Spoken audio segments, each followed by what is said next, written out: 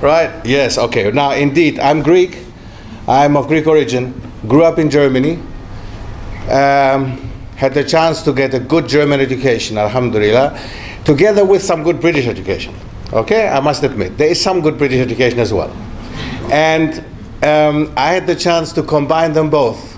Have come to this country in 2001 and accepted Islam in the 1990s during the Kuwait and Iraq war. That was that time. And I was told when I accepted Islam, listen, I don't think it's a good time now. The question is that time, had I left it, I don't know if it would have been a good time, you know. So in the end, I did decide to make this big move, the big step. And as Greek, as some of you might know, it's not really an easy step. It's not something that you decide to do over lunch. I didn't wake up in the morning, I decided to do that, like what are we going to do today? Let's say Shahada, let's become Muslim. It was a struggle, indeed an inner struggle of 2 to 3 years.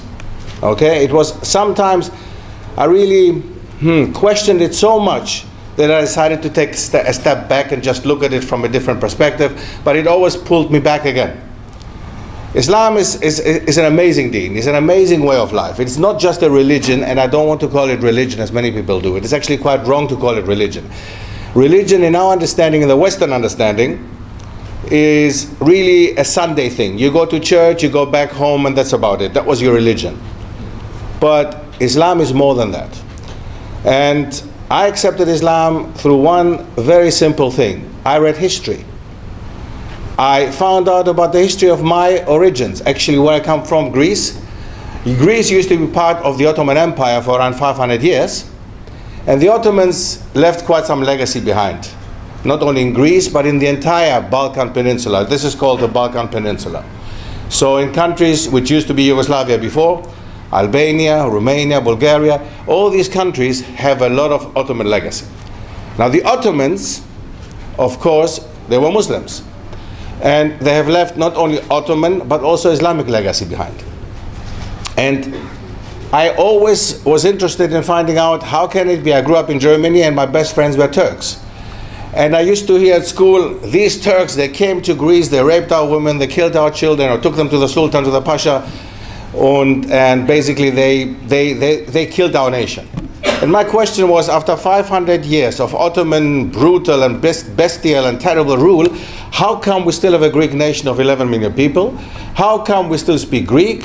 Has come our schools are still in effect? How come we all know what happened before? Ancient Greece, the Acropolis, by the way, has been in existence for thousands of years, before the Ottomans, during the Ottomans, and after the Ottomans. It's still there. So all these questions that were coming up pushed me towards finding out that many things that they told us at school, German as well as Greek school, were actually false. Most of them were actually even lies and fabrications. And that pushed me further to look into how come, if they tell us lies about our history, maybe they even tell us lies about the Muslims and Islam. And indeed I found out that there were a lot of lies that were told and still are told until the day of today. And this pushed me, actually, I should go and thank my teachers maybe, this pushed me to accept Islam in the end. It was a struggle of 2 to 3 years, as I said. Now, simply because we are informed, we're misinformed. We are misinformed. And this on a daily basis, not only through the media, the environment, our parents, our friends, our surrounding, our environment. It's very, very difficult to look into, what is really happening if you are bombarded by everything surrounding you. But however, still, if you want to, if you really want to, you can find out what's happening really around you, what is really happening. And I believe that that part is very important to us.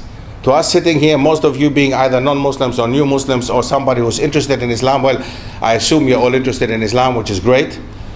And after 26 years of being a Muslim, I've come to the point to say, yes, we have been bombarded by all these false, and I want to say fake news now, a new term, right? But all this news that we hear around us, what is true and what is false?